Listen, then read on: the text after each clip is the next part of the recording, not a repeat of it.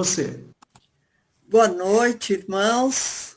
Mais uma vez estamos aqui na nossa escola do Alicerce Bíblico para podermos aprender mais das bases bíblicas, né? Aprendermos para não sermos confundidos. Então, o pastor Hélio hoje vai trazer um estudo um início de uma série que fala sobre a salvação em Cristo, e é um assunto realmente muito extenso, é a base, né? Realmente é a base da nossa doutrina. Eu só queria dividir um versículo com vocês que está em 1 Tessalonicenses 5,9, que fala: Deus não nos destinou para a ira, mas para a aquisição da salvação através do nosso Senhor Jesus Cristo. Então, o motivo, a razão da nossa salvação é Jesus Cristo. Então, realmente, a gente tem que centralizar nele, né? Centralizar nele a nossa adoração, centralizar nele a nossa vida, centralizar ele a nossa mente. Então, assim, eu fico muito feliz de ter esse tipo de estudo de alicerce para que a gente possa aprender mais de Cristo, porque Cristo é o esposo da igreja, né? E a gente ama tanto a Cristo, então, como a gente ama a Cristo, a gente quer saber mais dele, quer saber mais da personalidade, do modo de agir, de como isso tudo nos influencia. Eu só queria fazer uma pequena oração, irmãos, para a gente dar o início ao estudo. Amém? Vamos fechar os olhos. Senhor Deus, nós estamos aqui, Senhor, mais uma vez na tua presença, Senhor, agradecendo, Senhor, por essa oportunidade, Senhor, em que nós estamos aqui reunidos para aprender de ti, Senhor. Que esta palavra, Senhor, possa alcançar muitas vidas, Senhor, através da internet, Pai. Que essa palavra, Senhor, possa frutificar em nossos corações. Abra o nosso entendimento, Senhor, que nós possamos ter atenção voltada exclusivamente para essa palavra, Senhor. Tira, Senhor, da nossa mente tudo que possa nos distrair, Senhor, porque nós necessitamos de nos aprofundar, Senhor, nesse assunto, Amém. Pai. É em nome de Jesus que eu te peço. Amém, Senhor. Amém. Pastor. Espera aí. Pronto. Cá estou. Muito bem. Para quem não me conhece, talvez você tenha chegado aqui nessa gravação pelo YouTube, né? Eu sou o pastor Hélio e nós estamos aqui na região de Interlagos, em São Paulo. Temos uma igreja, somos uma igreja evangélica e todas as terças-feiras nós fazemos um estudo de alicerce bíblico, né? Você pode nos seguir. Nós temos um site chamado www.igrejadeinterlagos.com.br. Lá, aqui do lado, desse lado aqui, você vai encontrar os nossos horários. E aqui em cima você vai encontrar um botãozinho chamado ao vivo. Quando você olhar no horário lá e você estiver naquele horário, clicar no botãozinho, você vai cair nessa sala virtual. Nós ainda não temos um endereço por causa da pandemia. Então, tão logo a gente perceba que estamos seguros contra esse vírus, aí nós teremos o nosso endereço, tá? E aí a gente vai divulgar o endereço para vocês. Nós tínhamos o endereço, devolvemos o prédio por causa da pandemia. Não estávamos fazendo cultos presenciais e pagando aluguel. Bom, você é o nosso convidado a nos conhecer, a conhecer a nossa pequena igreja, mas cheia do amor de Cristo. Tá? Então, hoje eu vou começar com vocês uma série de estudos falando sobre salvação. Por quê? Por que falar sobre salvação? Na realidade, a salvação ela precisa estar muito clara dentro de nós, a gente precisa entender bem o que é a salvação. É fundamental que o cristão que pregue a palavra, o cristão que vá divulgar a palavra do Senhor, é importante que ele entenda o porquê que ele é salvo, quando ele é salvo, como ele é salvo, né? Então, hoje, essa série de estudos é uma série bem básica. Nós andamos fazendo alguns estudos há algum tempo atrás, fizemos estudos mais profundos. Mas agora, essa série que eu vou fazer é uma série de estudos bem básicos sobre salvação, tá bom? Eu indico esse livro aqui, ó, para que vocês possam acompanhar. Eu uso como base este livro aqui, ó, tá? É um livro muito bacana, muito bom, Conhecendo as Doutrinas Bíblicas. Eu tenho outros livros também, mas esse daí é a minha fonte. Eu sempre tomo cuidado de dizer para vocês que eu sou uma pessoa muito crítica com relação à teologia tradicional, né? Sou muito crítico à teologia tradicional. A teologia tradicional, ela tenta empurrar a goela abaixo determinadas compreensões que eles têm, que nem sempre é corroborado pelo que está escrito na Bíblia. Então, a doutrina da teologia tradicional, ela dá umas gafes aí. E eu não sou uma pessoa de aceitar muito, não. Eu gosto muito de ler. Para quem não sabe, eu sou físico, eu sou da área de física. Então, eu sou uma pessoa assim que eu tenho um pensamento um pouco mais lógico. Então, algumas coisas que a teologia tradicional diz, eu confesso a vocês que não faz sentido para mim. Então aí eu vou pesquisar. Aí eu vou estudar e vou ver se aquilo faz sentido ou não faz sentido. Se não faz sentido, eu simplesmente deixo pra lá, né? Por favor, fecha o microfone, quem tiver aberto, para que a gente possa... Aqui. Então, eu sou uma pessoa muito crítica nesse aspecto. Eu não aceito muito, não, que a teologia tenta empurrar a goela abaixo. Não dá. Então, algumas vezes, eu sou obrigado o que está escrito nesse livro que eu uso como base, eu vou lá e coloco a minha interpretação, o meu entendimento, né? E tem uma coisa também muito importante que eu tenho falado em quase todos os meus estudos, né? Nós estamos vivendo uma época extremamente polarizada, muito polarizada em termos políticos, né? Por exemplo, essa questão da pandemia, ela veio para mudar alguns paradigmas importantes da nossa sociedade, né?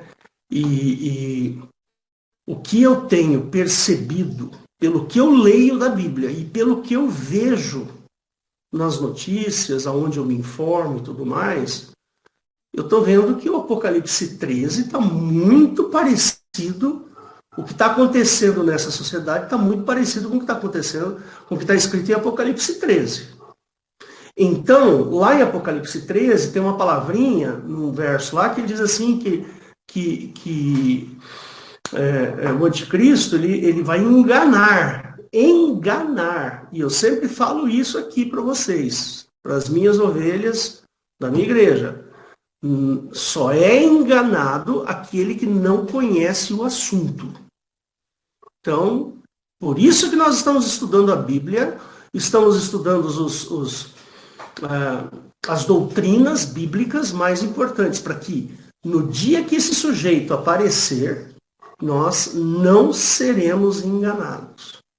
Porque nós conhecemos em profundidade a palavra do Senhor, né? Tá bom? Então, esse é o princípio básico aqui para a gente poder dar continuidade. Então, vamos falar sobre salvação. Essa é a parte 1. Eu acho que devo ir até a parte 6 ou até a parte 7. Tá bom? Então, aqui na parte 1, nós vamos falar um pouquinho sobre a natureza da salvação. Todos esses versículos que eu vou apontar no final do meu estudo, bem aqui no finalzinho, é o que me deu como base para tudo isso que eu vou falar. Então, no finalzinho, eu vou deixar uma lista de versículos bíblicos aos quais eu me baseio para eu falar tudo o que eu vou falar agora, né? Na natureza da salvação. Então, salvação. Por que que eu preciso ser salvo?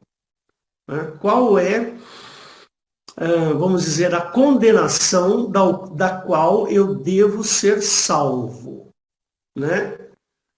A palavra salvação é uma palavra muito ampla, né?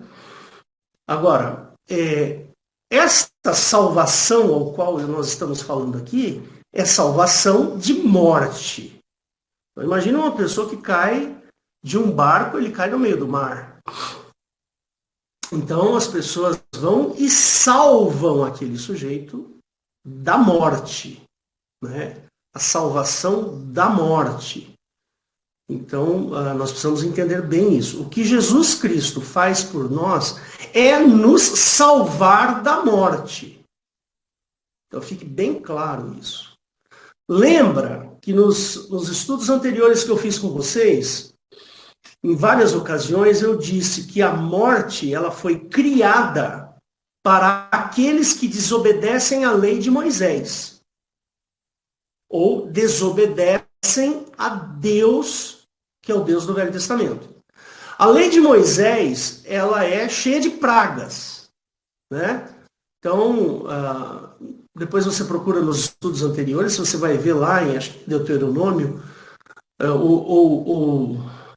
acho que é Deuteronômio, que ele fala das pragas para aqueles que não obedecem. O sujeito que não obedece a Deus, ou não obedece às leis e as ordenanças que estão na lei de Moisés, a esses devem ser destinados à morte. Então, todos aqueles que não obedecem à lei do Velho Testamento vai morrer. Ele está condenado à morte. Aí entra Jesus, esse sujeito. Esse sujeito entra na história justamente para desfazer o império da morte.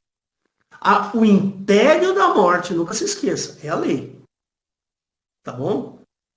Não se esqueça disso. Quem é que detém o império? É a lei. A lei lá de Moisés. Jesus nos tira do império da lei e nos coloca no reino dos céus. A esse movimento nós chamamos de salvação. Então, o cristão não morre mais. Percebe? Por isso que, eu já tenho falado isso diversas vezes, né? A morte para os cristãos, os apóstolos chamavam de sono, por causa da ressurreição. Então, o sujeito, o Elião aqui, tem quase 60 anos. Eu vou morrer um dia, fisicamente falando. Essa carne aqui vai para o cemitério. Vou morrer, fisicamente. Só que, para mim, que aceitei a obra de Cristo, fui batizado, e eu estou dentro do corpo de Cristo, a esta morte física, os apóstolos chamam de sono, de dormir. Então, você vai encontrar lá em Tessalonicenses, você vai encontrar isso em 1 Coríntios 15, depois você dá uma lida lá, né? Então, esses sujeitos dormem para um dia ressuscitar.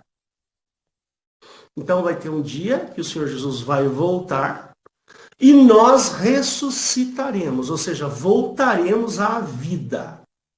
Já fiz vários estudos sobre isso. Você pode procurar aqui também nos vídeos, você vai encontrar estudos bíblicos sobre esta definição de morte e ressurreição. Tem até uma pregação que eu fiz que se chama Quem vai para o céu? O corpo, a alma ou o espírito? Assista esta pregação minha que está aí no YouTube e ali você vai entender quem é que vai para o céu. Tá certo? Bom, então esse movimento de tirar o sujeito do império da morte, que é o império da lei, e nos leva para o império da graça, em que nós chamamos isso de Reino de Deus, reino dos céus. Percebe? Então, a obra de Cristo, ela diz respeito à salvação da nossa vida. Ele vai nos salvar da morte. Jesus Cristo faz isso. Então nós precisamos entender bem o porquê que nós precisamos ser salvos. Essa é a proposta desses estudos. A Bíblia nos diz que o Senhor Jesus, pela morte, isso é o que a Bíblia diz, por causa da sua morte na cruz, esta morte é uma morte expiatória, já expliquei o que é expiação. Com esta atitude de Cristo, Jesus vai lá e nos compra. Ele nos retira do império da lei, que é o império da morte. Aí ele nos dá a salvação. Ele nos restitui a nossa vida. Né? Porque para o homem, o que importa é a vida e não a morte. Né? Isso que existe um certo probleminha de interpretação, né? Que algumas igrejas ou algumas denominações cristãs fazem com relação a isso. Né? Tem muita historinha infantil, pueril, para acalmar o coração de uma criança que perdeu alguém muito próximo. Percebe? Um avô, o tio, o pai, ou a mãe, perdeu. Então, você vai lá e dá uma explicação pueril. Eu acho tão engraçado, às vezes você está lá no WhatsApp, alguém fala assim, fulano foi recolhido por Deus e agora ele é uma estrelinha no céu. Gente, pelo amor de Deus, isso aí é muito pueril. Não é isso que acontece. Quando você morre, você tem que aguardar a ressurreição. Não existe essa de entrar no céu antes. Não tem como. Tá bom? Muito bem. Assista lá algumas pregações minhas que vocês vão ver o que eu estou querendo dizer. Aí fica a pergunta, como ela é aplicada? Como que essa salvação ela é aplicada? Né? E como ela é recebida pelos homens para que se torne uma realidade? Né? Então fica muito assim, aquela história de algumas denominações que fala assim, não, a pessoa quando ela é salva, ainda que ela volte para ela vai para o céu. A pessoa que não é salva, ainda que ela se converta, ela vai para o inferno. Então tem umas discussões meio, desculpa o termo, mas meio bobas aí, sabe, sobre isso. Existem linhas de raciocínio muito fracas, que não convence. Sabe, uma vez um pastor amigo meu, pastor Esdras, ele fala assim, a gente nunca pode pegar um versículo da Bíblia e transformar aquilo em doutrina. Não é assim. Percebe? A gente tem que olhar, investigar, entender, ver se não há aquele pensamento que a gente está propondo, a gente tem que ver se não tem conflito com o restante da Bíblia, com o restante da palavra. Nós vamos entender o que está escrito. Cabe ao homem inteligente interpretar, entender o que está escrito. É isso que nós estamos fazendo aqui. Muito bem. Então aqui nós vamos estudar estas verdades relacionadas à salvação. A esta salvação agrupam-se 3 títulos muito importantes. O primeiro é a justificação. O segundo título é a regeneração ou adoção. E o terceiro é a santificação. Então nós vamos entender esses 3 aspectos da salvação.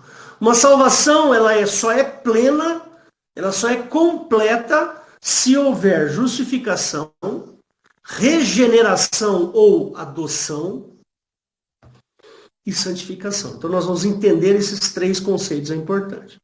A aceitação da salvação por parte dos homens, né? Então, para o ser humano, agrupam-se 3 outros títulos, que é o arrependimento, a fé e a obediência. Então, a justificação, ela está para o arrependimento. A regeneração, ela está para a fé. E a santificação está para a obediência. Ok? Então nós vamos ver isso daí. E aí nós vamos fazer esses estudos. Vamos ao primeiro caso, então. 3 aspectos da salvação muito importantes para ilustrar para vocês o que é a salvação. Né? Então vamos lá. O primeiro aspecto é a justificação. O que é? A justificação é um termo forense que nos faz lembrar de um tribunal. Então, se o sujeito ele cometeu um erro na sua vida e transgrediu uma determinada lei, esse sujeito será, então, penalizado. Né? Esse sujeito, então, pagará um preço, ou uma multa, ou uma pena na cadeia, ou mesmo a morte em alguns países. Né? O sujeito cometeu um crime cuja pena naquele país é a morte, então ele vai ser executado. Mais ou menos assim que funciona, né? O homem culpado é condenado. Perdão, o homem culpado e condenado, na justificação, ele é absolvido e declarado justo. Tá certo? Então, isso que significa justificação. Vou dar um exemplo para vocês. Né? Então, vamos supor que eu atravessei o farol vermelho. Aí eu sou multado. Tá? Então, quando eu sou multado, eu recebo aqui na minha casa um boleto para pagar daquela multa. Né? Aí, quando eu pago a multa, feito o pagamento, eu estou justificado. Aconteceu a justificação. Né? Eu cometi um crime, sei lá, um crime de morte. Lá nos Estados Unidos tem alguns estados americanos que as pessoas podem cometer crimes de morte. Então, o sujeito cometeu um crime de morte, ele vai para o tribunal declara ele culpado e dá uma sentença. A sentença para ele é injeção letal. A partir do momento que ele recebe a injeção letal, ele pagou pelo crime que cometeu. Ou seja, ele foi justificado. Percebe? É assim. É que no nosso sistema legal, ninguém pode pagar uma culpa de um crime por outra pessoa. Né? Então, o sujeito lá cometeu um crime e eu vou lá e falo, não, eu quero ser penalizado no lugar desse sujeito aí. Percebe? Não existe, não permite, isso não é possível no sistema legal que nós vivemos. Né? Mas, no sistema legal espiritual que foi instituído lá no passado, lá no Velho Testamento, essa justificação ela acontece quando há uma expiação. Então, por exemplo, um judeu lá cometeu uma falha e ele transgrediu um aspecto da lei. Aí o que ele faz? Ele pega um bezerro, ou pega uma ovelha, ou pega uma pomba, ou pega um animal que seja perfeito, que não tenha nenhuma mácula, leva para o sacerdote faz então a imolação, ou seja, mata aquele animal. Né? Então aquele animal morre no lugar daquele que cometeu o erro. E aquele que cometeu o erro fica então justificado. É esse o conceito. Entendeu? É assim que funciona. No nosso arcabouço legal isso não existe, né? Mas no arcabouço legal de Moisés é possível isso. Tanto é, né, que todo ano o sacerdote, depois você lê Hebreus lá, né? O sacerdote entrava lá no templo, fazia então os sacrifícios em prol do povo. Né? Tá certo? Então era assim que funcionava. Isto é justificação. Né? Jesus Cristo fez isso por nós, por causa do arcabouço de Moisés. Então, Moisés deu a lei, né? E a lei ela foi instituída. Aí todo aquele que transgride a lei é passível de morte. Então, a morte precisa ser atendida. Esse é o conceito, tá, meus irmãos? Presta bem atenção. A morte ela precisa ser atendida por causa da transgressão que o sujeito cometeu. Aí ele leva uma ovelha, a ovelha morre no lugar dele. Entendeu? Então a morte é atendida. Né? A morte seria, vamos dizer assim, o cobrador, né? O cobrador da transgressão. É a morte. Né? E Jesus Cristo fez isso por nós. Ele fez isso de uma maneira tão inteligente, mas Jesus, ele foi um sujeito tão inteligente que as pessoas até hoje, e a teologia, tem dificuldade de entender o que Jesus fez. E eu tenho aqui feito essas interpretações para vocês. Vocês são testemunhas disso. Né?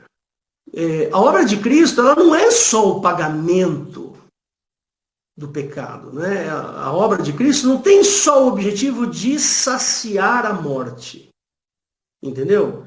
De matar a fome da morte por causa do pecado. Quem causa a fome de morte é o pecado, ou a desobediência, ou a transgressão da lei. Né? Percebe? Muito bem. Então, Jesus faz a salvação por nós. Ele vai lá e nos justifica. Ou seja, ele morre no meu lugar, pagando o meu pecado, portanto eu fico justificado daquele pecado. Entendeu agora o que é justificação? Tá certo? Por exemplo, eu vou lá e transgrido uma lei, atravesso o farol vermelho. Chega o boleto para eu pagar. A Rosana olha para o boleto e fala, deixa que eu pago. Então a Rosana foi e justificou o meu pecado. Percebe? É assim que funciona. Vamos falar sobre a regeneração. A regeneração ou também adoção. Esses dois termos eles são importantes. Né? Eles são, aqui neste caso, covalentes. Têm o mesmo valor. Né? Então, a regeneração, ou seja, eu fui um pecador, eu fui um transgressor da lei, transgredi. Porém, o que acontece? Eu não quero mais transgredir a lei. Então, eu preciso de uma regeneração, eu preciso de uma mudança interna para que eu não cometa de novo aquele pecado, ou transgrida novamente aquela lei. Então, Jesus, quando ele morre na cruz, ele propõe essa regeneração também, que é justamente o quê? A ressurreição, a regeneração. Ou então, o que nós podemos falar é sobre a adoção, ou seja, Jesus Cristo vai lá, morre na cruz e nos transforma em adotivos de Deus. Percebe? Por isso a palavra regeneração e adoção aqui, elas têm covalência. Né? Então, essa regeneração, ela é uma experiência subjetiva. Ela é muito subjetiva. Né? Então, é um privilégio também. É um privilégio você ser adotado por Deus. Adotado como sendo filho de Deus. Né? É um privilégio também subjetivo, que nos leva a um conceito de família. Por isso, o homem cuja alma foi morta por causa da transgressão à lei de Moisés, ou seja, eu, por transgredir a lei de Moisés, eu estou morto. Ou seja, a morte me domina. Eu estou sob o império da morte. Eu estou dentro da jurisdição da lei de Moisés. Não é? Agora que Jesus morre e ressuscita por mim, ele vai lá e retira essa condenação. Além de me retirar essa condenação, ele me proporciona uma regeneração. Ah, por quê? Porque o objetivo da lei é matar, é levar justiça. Lembra que eu dei o conceito de justiça para vocês outro dia, né? Muito importante esse conceito de justiça, quando eu falei de Melquisedeque. O objetivo da lei é promover a justiça. É por isso que a lei ela é justa. Então, o que acontece? Quando eu transgrido a lei e alimento a morte com a minha morte, eu estou fazendo justiça. Vou dar um exemplo para vocês. Eu tenho 2 filhos advogados, né? Então, vamos supor que você está no trânsito aí, né? Aí, de repente, vem uma pessoa e bate no seu carro. Aí você não estava transgredindo a lei, a pessoa furou o farol vermelho e bateu no seu carro e te causou um prejuízo. A justiça tem que ser feita, ou seja, o dano tem que ser reparado. Né? Você não teve nenhuma injúria física na pessoa, né? Machucou ou causou um problema, então a pessoa vai lá e fala, desculpa, eu errei, agora eu faz o seguinte, leva o seu carro lá, conserta que eu pago. Eu errei. Entendeu? Esse é o conceito. Esse conceito de justiça é quando você repara o dano causado. Percebe? Justiça seja feita. Ou seja, lembra do olho por olho, dente por dente? O sujeito furou o meu olho, eu posso ir lá e furar o olho dele, para que as coisas fiquem equiparadas. Aqui haja tal da justiça, nivelamento. Tá certo? O homem cuja alma foi morta pelas transgressões à lei mosaica, agora ele precisa de uma nova vida. Por quê? Porque é natural o homem pecar.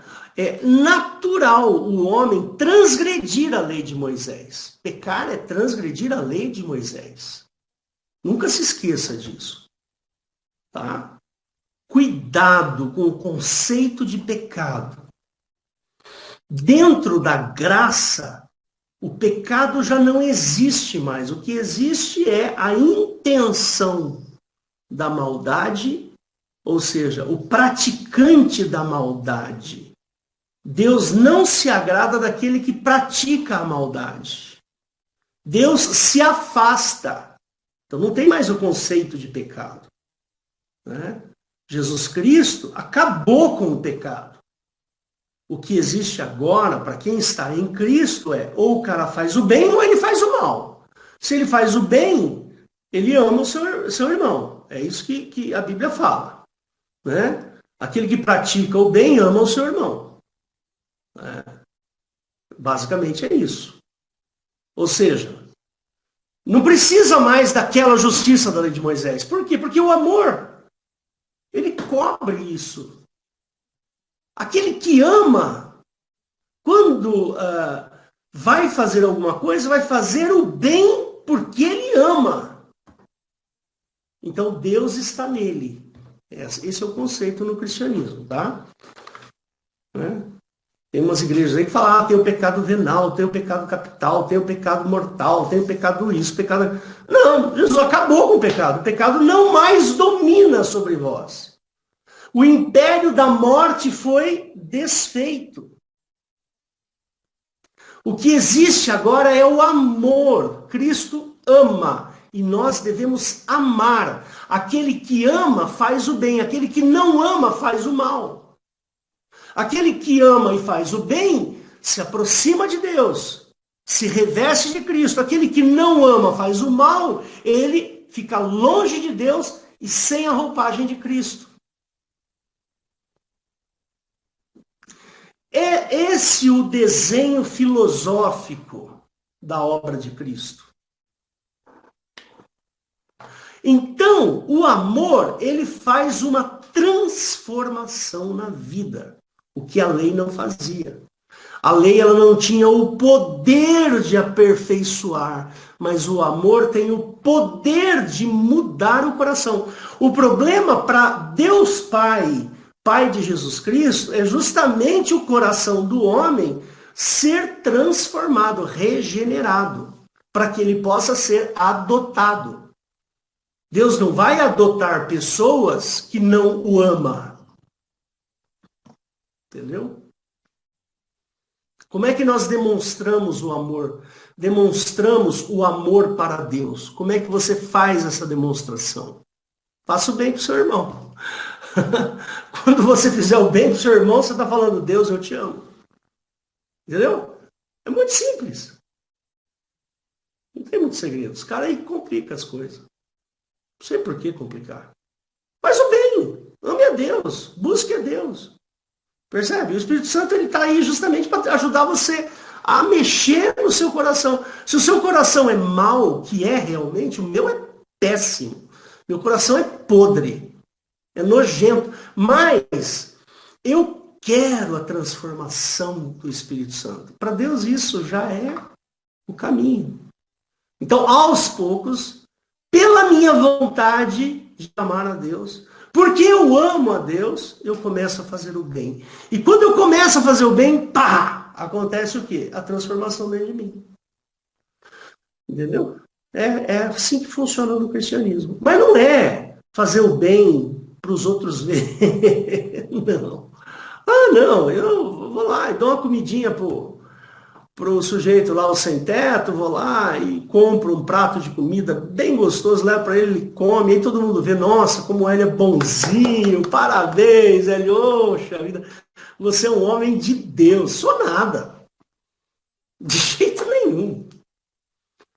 Eu tenho que fazer o bem por causa do amor, não para aparecer. Percebe? O amor que Deus tem por mim, porque a Bíblia fala que Ele nos amou por mim, o amor que Ele tem por mim e o fato de eu reconhecer esse amor que Ele tem por mim, eu passo a fazer o bem. Quando eu passo a fazer o bem, pá, acontece que eu estou amando a Deus. Lembra que Jesus falou assim, ó, viestes me visitar na prisão, quando eu estava nu, viestes como é que é? Me vestir e tal, né? Aquele versículo que está lá em Mateus. Aí ele fala, mas Deus, quando que nós fizemos isso? Quando se fizeram para esses pequenininhos, a mim vocês me fizeram. É simples. Faça para eles, para os pequeninos. Faça para aqueles que sofrem. Ajude a diminuir o sofrimento alheio. Faça o bem, ame o seu irmão. Não precisa ir para a igreja. Você não precisa ir para a igreja e tal, não. Você não precisa dar o dízimo, você não precisa fazer nada disso. Nada disso você tem que fazer. O que você tem que fazer é olhar para o seu irmão com olhos de misericórdia e falar, ele está sofrendo, eu vou lá ajudar. Se é dinheiro, eu vou dar dinheiro. Se é comida, eu vou dar comida. Se é palavra, eu vou dar palavra. Se é o que for, vou ajudar. Não sou eu que estou dizendo isso, é a Bíblia. Né? Bom, vamos continuar. Terceiro aspecto é a santificação. A santificação, essa palavra santificar, significa separar. Entendeu? Por exemplo, uma pessoa ela é santa quando ela é separada de alguma coisa. Entendeu? Agora, a conotação da palavra santificar está com relação à maldade. Então, quando você se separa da maldade, naturalmente você se torna um santo para Deus. Um separado para Deus. Esse é o conceito. Ok? Então, santificação nos faz lembrar de que pertencemos a uma nova legislatura, uma nova ordem. Ok? Que é a graça. E esta separação nos coloca como adoradores de Deus. Quando você se separa da maldade, se separa, você se torna naturalmente um adorador de Deus. Uma vez o homem estar harmonizado com a vontade de Deus, muita gente pergunta, mas qual é a vontade de Deus para a minha vida? Meu filho, a vontade de Deus para a sua vida é que você faça o bem. Ah, mas eu não sei se eu vou ser médico ou se eu vou ser engenheiro. Qual é a vontade de Deus para minha vida? De novo, vou repetir. A vontade de Deus é que você faça o bem. Deus não está muito preocupado com outra coisa.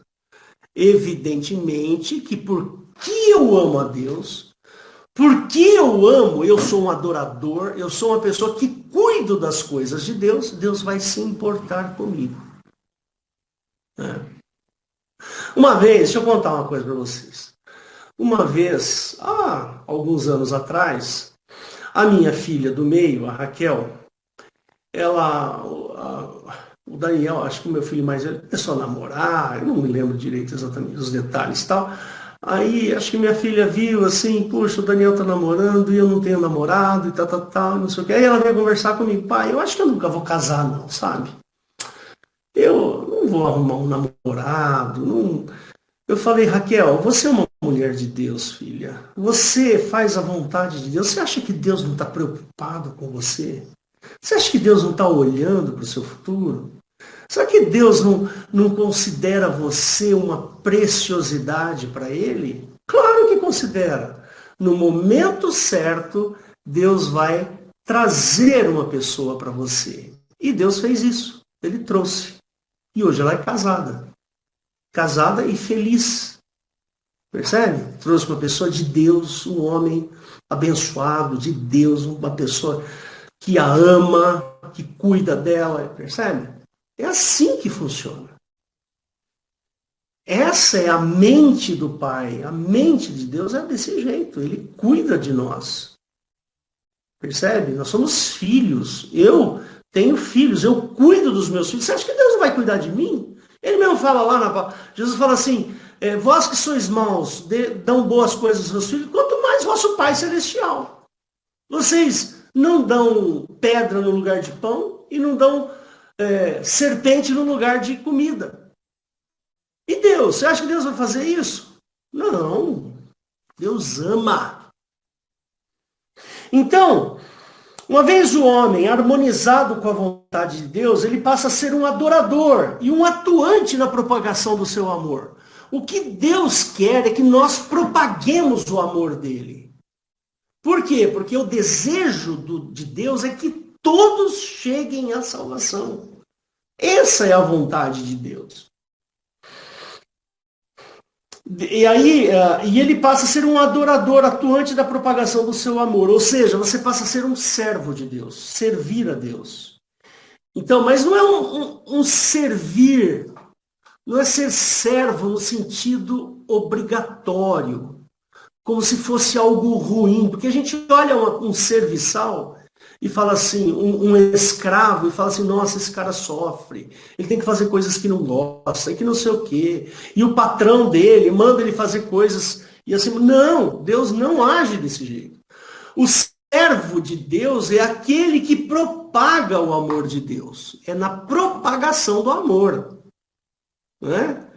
Então, o serviço que nós vamos prestar para Deus, por causa do amor dele expresso na cruz de Cristo, em meu favor, para minha salvação, é lógico que eu vou trabalhar para ele. Lógico, de graça. Claro, não vou cobrar nada de Deus por isso. Ele não cobrou nada de mim para me salvar da morte. Horas. Então, eu vou trabalhar para Deus? Por que não? Por que eu não iria? Não é? Ou seja, quando eu trabalho para Deus, eu expresso mais amor ainda para Deus. É esse o objetivo. Então, irmãos, nós precisamos dar uma pausa na nossa vida. Nós precisamos dar uma pausa naquilo que nós aprendemos no passado. As religiões que gostam de imputar, né, imputar culpa em nós. Percebe? Tem religião que fala, não, pode fazer isso porque Deus castiga. Não, pode fazer aquilo porque não sei o quê. Não. Isso não é bíblico, irmãos. Para com isso. Quem tem que te castigar é a sua consciência. Sim, a sua consciência tem que te castigar. Deus não vai castigar ninguém.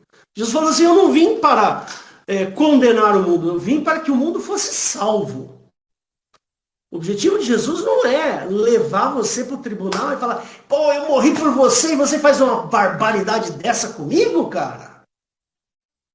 Não tem essa. Jesus não tem esse pensamento. Não é isso que Jesus pensa. Agora, as igrejas, as religiões, elas vão querer sempre colocar alguma culpa em mim para que eu me torne um fiel. Percebe? Um fiel dentro da igreja.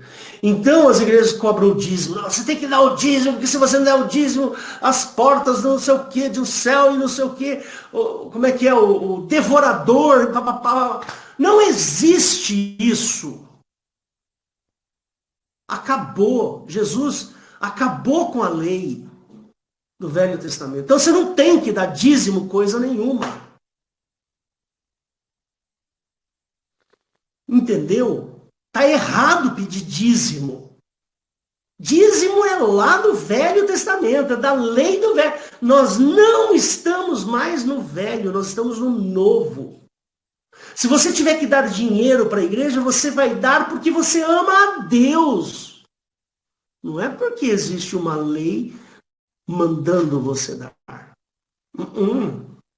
Você vai dar dinheiro para a igreja porque você ama a Deus e porque você ama a Deus, a sua igreja que você está, que ama a Deus, vai ajudar quem precisa. Percebe? É importante a igreja ter essa consciência. A igreja precisa sobreviver. O pastor gasta tempo fazendo o trabalho da igreja. Eu confesso a você, eu gasto muito tempo com a igreja. Percebe? Não cobro nada, nenhuma vírgula da igreja. Percebe? Porque eu tenho a minha profissão. Sou professor. Professor de física e matemática. Então eu não preciso de dinheiro da igreja para mim. Mas é importante a igreja saber que existem pessoas que precisam. Então você olha para a igreja e fala assim, esta igreja expressa o amor de Cristo. Então eu vou lá e dou. Se é 10 reais, é 10 reais. Se é 100 reais, é 100 reais. Se é 1.000 reais, é 1.000 reais. Não importa o valor. Não tem que ser dízimo. Se você está habituado a dar o dízimo, continue dando. Mas saiba você que não é bíblico no Novo Testamento. O Novo Testamento não fala de dízimo. Fala de ofertas, né, e semente. Está lá em 1 Coríntios capítulo 9. Depois você vai ler lá. Acho que é isso, né? Não tenho certeza não, mas acho que é 1 Coríntios capítulo 9. Então, cuidado, hein? Tá vendo como eu sou meio diferente com relação Nossa, gente, a tudo isso de horas? 8h56? E eu nem comecei. Bom, tudo bem. Ótimo. Então, não é bíblico o dízimo. Não é bíblico no Novo Testamento. Como Jesus nos tirou do império da lei, eu não preciso pagar dízimo. Nem um pouco. E está errado quem pede. Porque está colocando o povo debaixo da lei. Jesus nos tirou da lei. Tá bom, irmãos? Olha, anotem, por favor, os versículos, né, aos quais eu me baseei para dar essas explicações para vocês. Tá bom? Então, eu vou falar rápido por causa do tempo, depois vocês assistem a gravação e anotem os versículos, tá? É importante você ter esse conhecimento e leia esses versículos. Vai atrás deles e tenta relacionar com isso que eu acabei de falar. Eu tenho as minhas anotações. Se alguém quiser só me pedir, eu mando no formato Word para você. Não tem problema nenhum. Mas vamos lá. Então, as minhas bases bíblicas de tudo isso que eu acabei de falar. Tá lá. O crente é com Cristo, é um com Cristo, por causa da sua morte expiatória e o seu espírito vivificante. Então, Cristo é um com quem crer em Cristo. Isso está em 1 Coríntios 15, 45, em Filipenses 2,8, e em 1 Pedro 2,24 e 1 João 4,10. Então, isso que eu tenho falado estão baseado nesses versículos. Segundo, em Cristo nós nos tornamos a justiça de Deus. Lembra que eu falei do justificado? 2 Coríntios 5, verso 21. Terceiro, por ele temos perdão de pecados. E lembre-se que pecados é a transgressão da lei mosaica. Efésios 1, 7. Nele somos nova criatura. Somos nascidos de novo, com uma nova vida. Eu me baseei em 2 Coríntios 5,17. Nele, em Cristo, nós somos santificados. 1 Coríntios 1, verso 2. Ele torna-se para nós a santidade. 1 Coríntios 1, verso 30. E por último, ele é a fonte da salvação eterna. Hebreus 5, 9. Então tá aí, meus queridos. Para quem não tinha participado de uma escola do Alicerce Bíblico, então tá aí a maneira como a gente tem que encarar a salvação, olhar a salvação. Tá? Nós vamos continuar sobre esse assunto aqui. A próxima terça-feira a gente continua. Tá ok? Foi um prazer. Deus abençoe a todos e fique com Deus. Boa noite.